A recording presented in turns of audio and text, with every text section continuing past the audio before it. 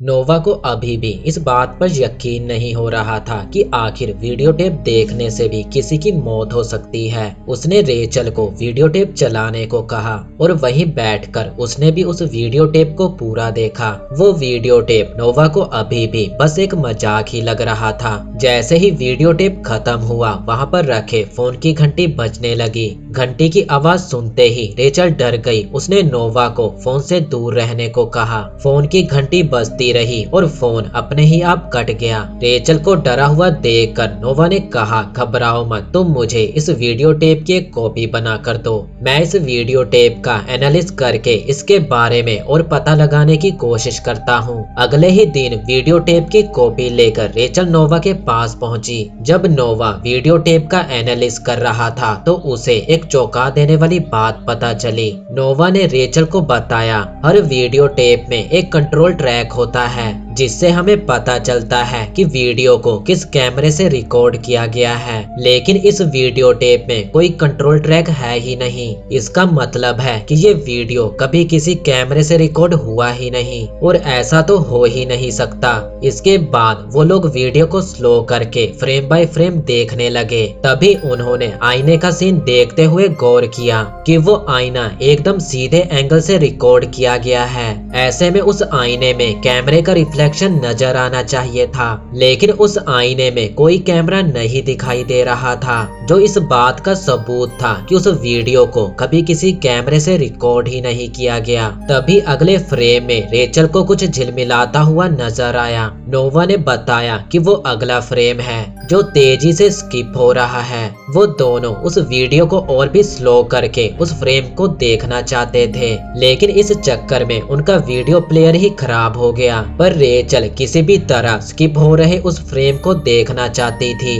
इसके लिए वो एक वीडियो सेंटर में जा पहुंची, जहां एक हाईटेक वीडियो प्लेयर था जिसमें किसी भी वीडियो को बहुत ही स्लो करके देखा जा सकता था। रेचल तेजी से स्किप हो रहे उस फ्रेम को स्लो करके देखने की कोशिश करने लगी। काफी कोशिशों के बाद वो फ्रेम स्क्रीन पर नजर आ गया। वो समुद्र के किनारे बने एक लाइट हाउस की इमेज थी। रेचल ने फौरन उस लाइट हाउस का एक प्रिंट निकाल लिया। फिर रेचल ने जब वीडियो को थोड़ा आगे बढ़ाया तो उसे वीडियो में वही मक्खी दिखाई दी। रेचल ने वीडियो को रोक दिया। तभी उसे कुछ ऐसा दिखाई दिया जिसे देखकर उसके होश उड़ गए। वीडियो पॉज होने के बाद भी उस मक्खी के पंख फड़फड़ा रहे थे। जब रेचल ने उस मक्खी की ओर अपना हाथ बढ़ाया तो वो मक्खी उसके हाथ में आ गई। रेचल ने जैसे ही उस मक्खी को पकड़ा तो उसके नाक से खून बहने लगा। वो घबरा गई और लाइट हाउस के प्रिंट को लेकर वहां से निकल पड़ी। इसके बाद वो लाइब्रेरी पहुंची, जहां उसने अमेरिका के सभी लाइट हाउस के ऊपर लिखी एक किताब ढूंढ निकाली। उस किताब में अमेरिका के सभी लाइट हाउस की इमेज और उनके बारे में डिटेल लिखी हुई थी।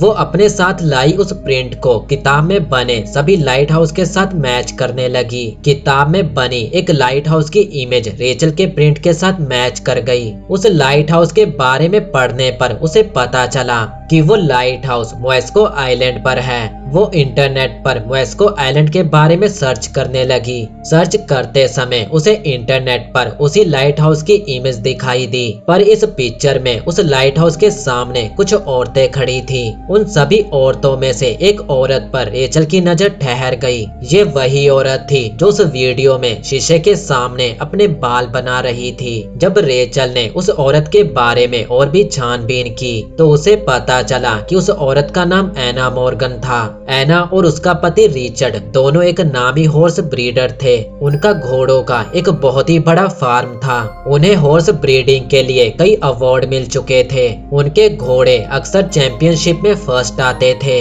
लेकिन कुछ समय बाद न जाने ऐसा क्या हुआ कि उनके घोड़े अचानक पागल होने लगे और समंदर में कूदकर अपनी जान देने लगे। उस वक्त उनके बहुत सारे घोड़ों ने समंदर में कूद कूदकर अपनी जान दे दी थी। इसके बाद एना मॉर्गन का भी दिमागी संतुलन खराब हो गया। उसे हेलुसिनेशन होने लगे, जिसके बाद उसे डॉक्टर की सलाह पर 2 साल के लिए एक साइकेट्रिक हॉस्पिटल में भर्ती कराना पड़ा। लेकिन एना की हालत में कोई भी सुधार नहीं आ रहा था। आखिर में उसने भी अपने घोड़ों की तरह समुद्र में कूदकर अपनी जान दे दी। एना की मौत के बाद एक हैरान कर देने वाली बात हुई। उसके घोड़े अचानक ही ठीक हो गए। रेचल ने काफी छानबीन की, लेकिन उसे ये पता नहीं चल पाया कि आखिर एना और उसके घोड़े पागल क्यों हुए थे और एना के मरते ही वो ठीक कैसे हो गए। उधर नोवा कुछ सामान खरीदने के लिए एक स्टोर में आया हुआ था।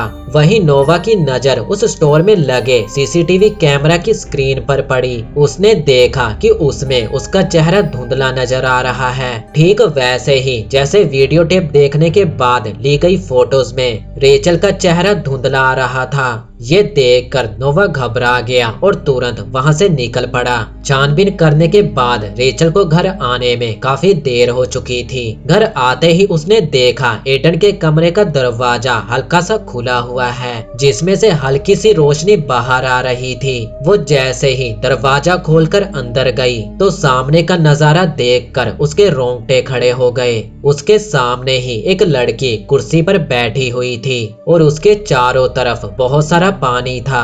रेचल डरी सहमी उस लड़की की ओर बढ़ने लगी। उस लड़की का चेहरा उसके बालों से पूरी तरह से ढका हुआ था। उसने डरते हुए उस लड़की की ओर अपना हाथ बढ़ाया कि तभी अचानक उस लड़की ने रेचल का हाथ पकड़ लिया। तभी रेचल की चीख निकल गई और उसकी आंख अपने बिस्तर पर खुली। अभी तक रेचल को लग रहा था कि ये सिर्फ उसका एक बुरा सपना था, लेकिन अभी भी उसे अपने हाथ पर कुछ महसूस हो रहा था।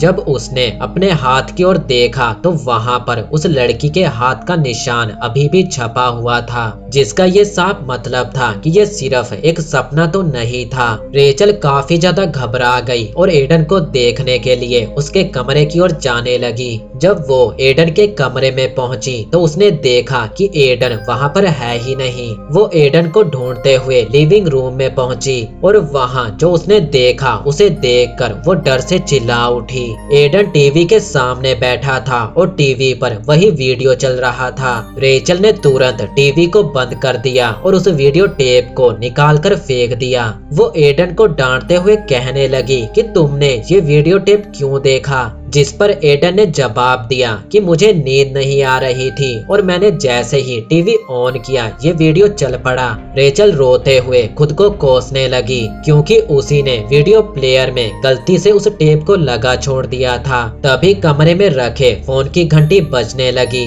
इस बार रेचल ने फोन काट दिया, पर फिर से फोन की घंटी बजने लगी। इस बार रेचल ने फोन उठाया और गुस्से में चिल्लाने लगी कि तुम मेरे बेटे से दूर रहो। लेकिन ये कॉल वीडियो टेप देखने के बाद आने वाला कॉल नहीं था। ये कॉल नोवा ने किया था, जो रेचल से ही मिलने आ रहा था। अब नोवा को भी अपना चेहरा सभी फोटोज में धुंधला दिखाई दे रहा था और ये देखकर उसे यकीन हो चुका था कि वीडियो टेप शापित है। उसने रेचल को अपने साथ हुई सारी घटनाएं बता दी। तभी रेचल रोते हुए नोवा को बताने लगी कि हमारे बेटे एडन ने भी उस वीडियो टेप को देख लिया है। ये सुनते ही नोवा भी घबरा गया। अब मौत एडन के सर पर मंडरा रही थी, इसलिए रेचल का अब जल्द से जल्द उस वीडियो टेप के बारे में पता लगाना जरूरी था। इसके लिए रेचल ने मोएस्को आइलैंड पर एना के हॉर्स फार्म पर जाने का फैसला कर लिया। अगले दिन मोएस्को आइलैंड की ओर निकलने से पहले रेचल एडन को अपनी बहन के घर छोड़ने आई। उस समय कार में बैठा एडन एक घर की ड्राइंग बना रहा था। एडन ने रेचल को बताया कि वो ये ड्राइंग रेचल के लिए ही बना रहा है। उसने ड्राइंग पूरी करके रेचल को दे दी। इसके बाद वो एडन को अपनी बहन के घर छोड़कर नोवा के साथ सी पोर्ट की ओर निकल पड़ी। रास्ते में रेचल ने एना मॉर्गन पर जितनी भी रिसर्च की थी वो सभी उसने नोवा को दी और नोवा को कहा कि जब तक मैं एना मॉर्गन के हॉर्स फार्म से लौटती हूँ तुम उस साइकेट्रिक हॉस्पिटल में जाओ जहां एना का इलाज चल रहा था। वहां से तुम एना मॉर्गन का रिकॉर्ड हासिल करने की कोशिश करना। इसके बाद नोवा रेचल को शिप पर चढ़ाकर हॉस्पिटल की ओर निकल पड़ा। शिप पर रेचल एना मॉर्गन की फाइल को फिर से देखने लगी। तभी उसकी नजर एक न्यूज पर पड़ी जिसमें एना मॉर्गन की बेटी के बारे में लिखा हुआ था। ये जानकर रेचल हैरान हो गई कि एना मॉर्गन की कोई बेटी भी थी। तभी रेचल को वही लड़की याद आई जो उसके सपने में आई थी। उसे लगने लगा कि शायद वही लड़की एना मॉर्गन की बेटी हो सकती है। तभी रेचल की नजर उस शिप पर पड़े एक कंटेनर पर पड़ी। जब वो उस कंटेनर के पास गई तो उसने देखा कि उस कंटेनर में एक घोड़ा है। रेचल को देखते ही अचानक वो घोड़ा पागल होने लगा और चेन तोड़कर कंटेनर से बाहर भाग निकला। लोगों ने उसे पकड़ने की बहुत कोशिश की पर वो बेकाबू घोड़ा समुद्र में जा कूदा। शिप उसके ऊपर से गुजर गया और पानी घोड़े के खून से पूरी तरह लाल हो गया। इस खौफनाक मंजर को देखने के बाद आखिरकार रेचल एना मॉर्गन के पते पर आ पहुंची। वहां पर उसकी मुलाकात एना के पति रिचर्ड मॉर्गन से हुई। रेचल ने उसे बताया कि वो एक जर्नलिस्ट है और वो रिचर्ड की जिंदगी पर एक स्टोरी लिखना चाहती है। बातों ही बातों में रेचल ने उसकी बेटी और उस वीडियो टेप के बारे में जानने की कोशिश की, लेकिन ये सब सुनकर रिचर्ड गुस्से में आ गया। उसने चिल्लाते हुए कहा कि मेरी कोई बेटी नहीं है। इसके बाद उसने रेचल को अपने घर से बाहर निकाल दिया। जब रेचल वहां से जाने लगी तो उसने रिचर्ड के घर को गौर से देखा। वो घर बिल्कुल वैसा था जैसा एडन ने अपनी ड्राइंग में बनाया था। रेचल ने तुरंत अपने बैग से वो ड्राइंग निकाली। वो यही घर था। घर के बाहर एक झूला था जिसे एडन ने अपनी ड्राइंग में बनाया हुआ था और उस ड्राइंग में कुछ घोड़े, एक आदमी, एक बच्ची और एक औरत भी थी। बच्ची का चेहरा उसके बालों से ढका हुआ था, ठीक उसी लड़की की तरह जो रेचल को अपने सपने में दिखी थी।